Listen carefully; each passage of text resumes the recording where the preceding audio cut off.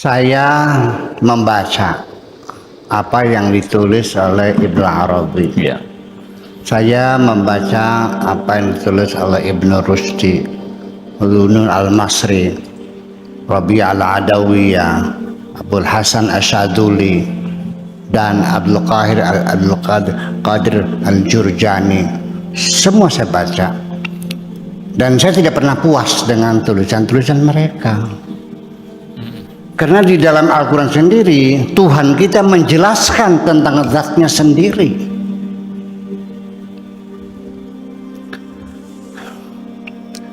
Allah menjelaskan tentang mahiyah, hakikah ilahiyah itu seperti apa.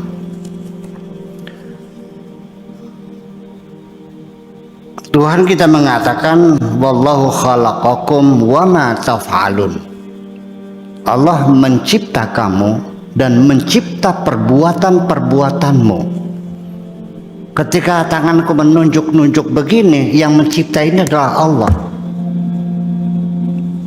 Termasuk gerak hati kita, wa ma yasha'una illa an yasha Allah. Ketika kita bergerak pun, berniat punya tujuan sesuatu, yang menggerakkan niat kita juga Allah. Ketika Allah akan memberikan sesuatu kepada kita, Allah akan menggerakkan hati kita untuk meminta kepada Allah. Inna lillahi wa inna ilaihi raji'un. Wa idza asabatum musibatun qalu inna lillahi wa inna ilaihi raji'un. Kita dari Allah dan kita akan kembali kepada Allah. Jadi di mana posisi bergening kita? Kita dari situ dan kita akan kembali ke situ. Tidak ada sesuatu di dunia ini, daun kering pun tidak akan terjatuh kecuali berdasarkan keputusan Allah. Mau menghadap kemana saja, ke utara, ke selatan, ke atas, ke bawah, ke kanan, ke kiri, engkau akan bertemu dengan wajah Tuhanmu. Aynama tuwallu wujuhakum fathamma wajhullah. Allah menjelaskan seperti ini. Apa dikiranya kita sedang bertiga berdua? Tidak, bertiga dengan Tuhanmu.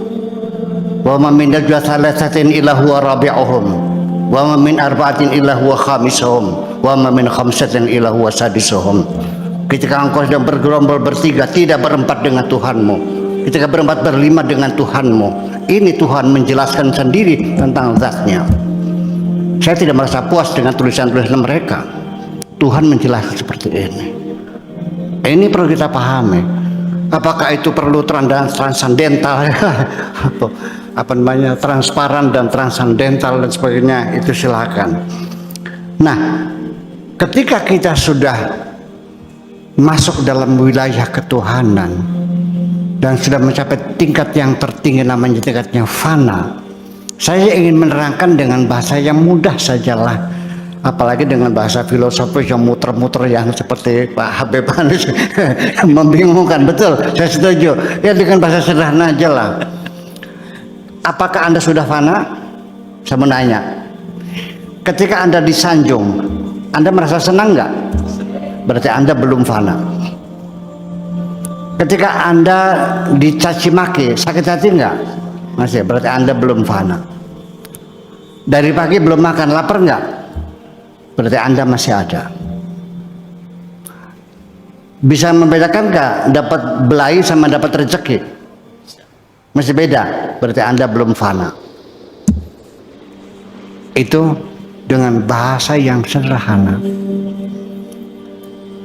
Bahwa pada akhirnya tingkat kefanaan kita ini adalah itu baru rasa.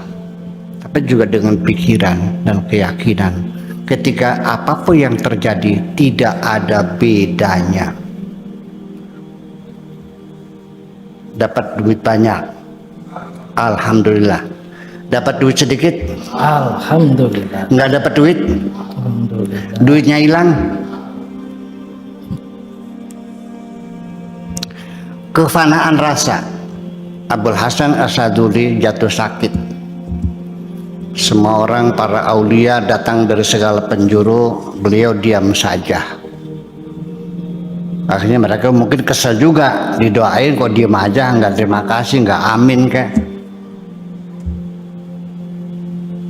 Kami ini datang jauh-jauh Syekh untuk mendoakan Anda. Yang nyuruh kamu siapa ke sini-sini? Memang Anda nggak mau sembuh? Nggak juga. Apa Anda mau sakit? Nggak juga. Maunya apa? Saya tidak memilih sakit dan tidak memilih sembuh. Apapun yang menjadi keputusan Tuhanku, sami'na wa ata'na ghufranaka rabbana wa ilaikal masir. Ini kan Al-Quran itu setelah diteliti menjadi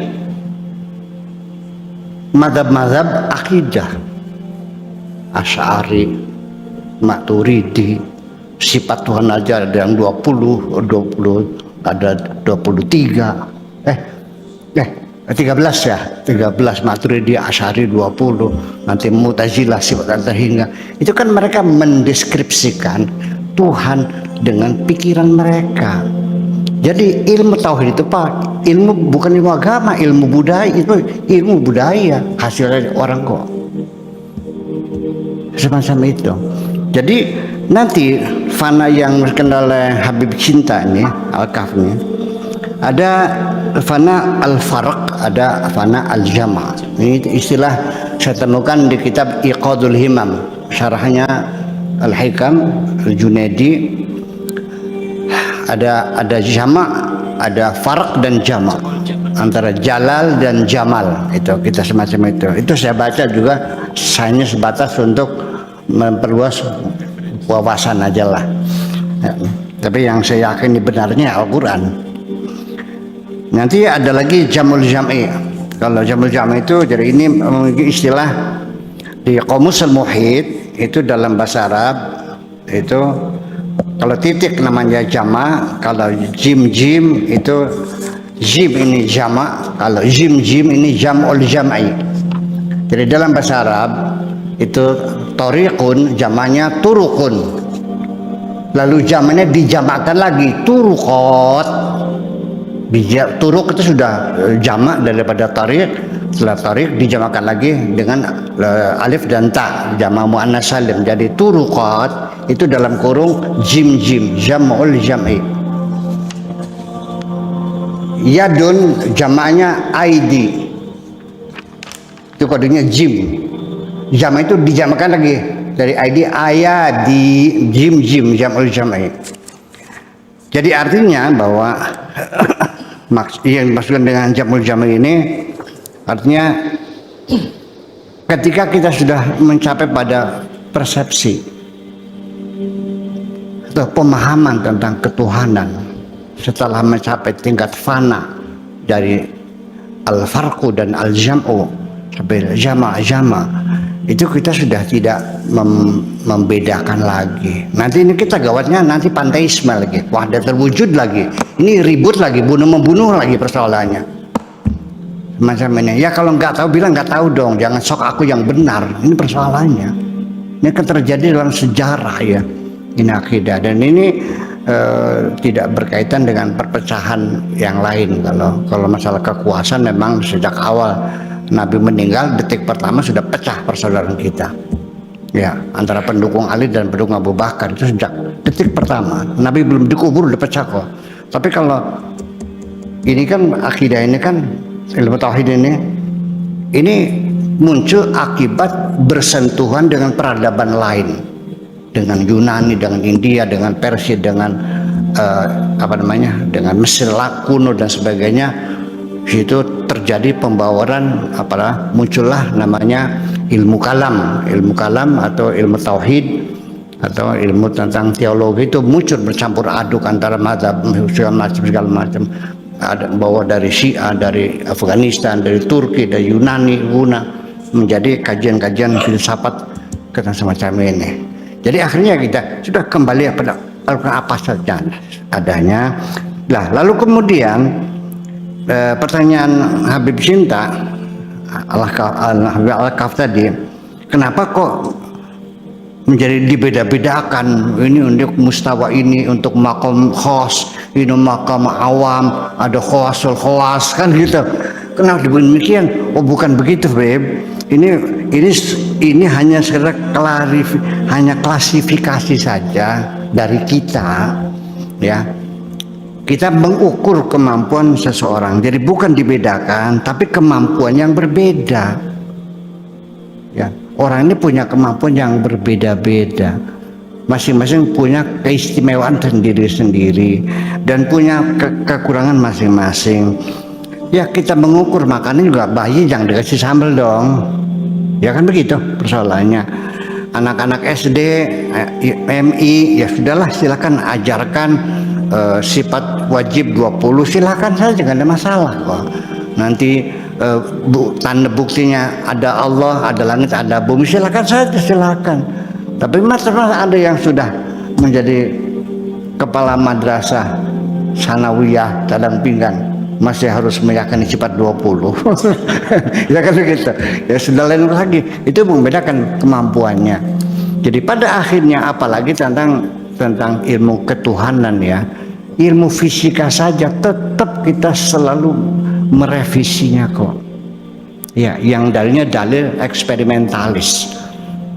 Ya, jadi pada akhirnya saya ingin mengatakan begini, orang yang percaya Tuhan juga tidak bisa membuktikan keberadaan Tuhan. Orang yang tidak percaya juga tidak bisa membuktikan akan ketiadaan Tuhan kok. Jadi itu sudah masuk dalam wilayah rasa dan kita sendiri. Makanya masalah akidah ini kita kembalikan lagi, berujung pada persoalan kecemburuan. Habisnya menyangkut cemburu. Begini, cerita saya ulangi ya. Ada seorang murid yang pengen belajar kepada mursyid yang lebih hebat lagi. Kata mursyidnya, saya udah tahu, saya udah bisa gini. Kalau pengen mencari ilmu yang lebih tinggi lagi, silakan ngaji di sana di Jabal Lubnan. Di Jabal Lubnan. Berangkatlah, datang ke sana, ditolak oleh mursyidnya. Nggak usah, tolong ajarin saya. Saya ingin menjadi kekasih Tuhan. Ya, saya ingin menjadi kekasih Tuhan. Gurunya pergi dikincilin, naik gunung turun gunung sampai ujungnya, sampai gurunya kecapean, muridnya kecapean. Tolong saya terima, saya nggak ada waktu, saya sibuk. Ya sudah kalau begitu, tolong minimal satu kata saja. Apa yang kau pesankan kepada aku, wahai Tuan Mursyid? Masa sama sekali saya tanah hampa dari Irak saya datang ke sini jauh-jauh, masa tidak ada satu kata saja, tolong supaya aku sama menjadi muridmu. Oke, isma ya waladi, inna rabbaka mighyar, Tuhanmu maha cemburu. Kalimatnya mighyar itu wazannya mif'alun. Saya berikan dulu sedikit. Mighyar itu wajahnya mif'alun.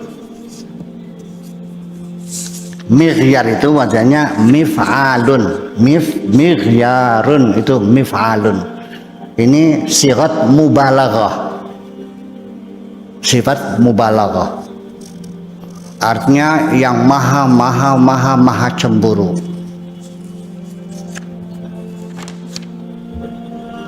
Di sini orang sering tidak paham. Kunci itu bahasa Arabnya miftahun. Dikiranya isim alat, bukan bukan. Miftahun bukan isim alat, tapi isim sigat mubalaghah. Isim alatnya fatah yaftahu itu miftahun. Ini alatnya miftahun. Ini isim alatnya miftahun. Tapi kalau miftahun